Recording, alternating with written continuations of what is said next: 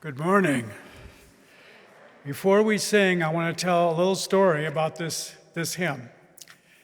So when I was chairing the hymn book commission, I was in Boston a lot where we worked, and one day I came back from a meeting, and it was a birthday party for my board chair at the Hayward Church. And I told her I would show up and then go home and go to sleep because I was tired. And so while I was there was a band playing for the birthday party, and in it was a young man around 18 years old who I knew from the interfaith organization in Hayward. He used to play the organ and other instruments at our interfaith service. So he came up and he saw me, welcomed me, and asked me how I was. I told him I'm tired. He said, why? I told him. He said, so what are you doing? You're making a songbook, a hymn book? And I said, yeah. And he said, can I help?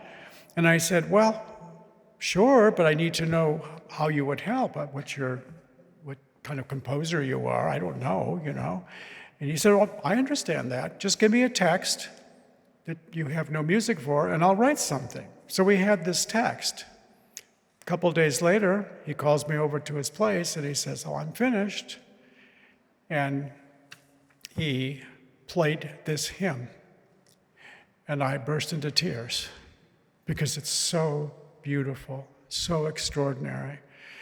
And then later, when we put it in the book, every tune, you may notice, has a name. At the bottom of the page, it's on the right. It's this case, it's Sherman Island. We asked him, what do you want to call your hymn? What's the name you're going to give? He said, Sherman Island. We said, what's that? And he said, it's where I go windsurfing. So if you would turn to hymn 128 in the gray books.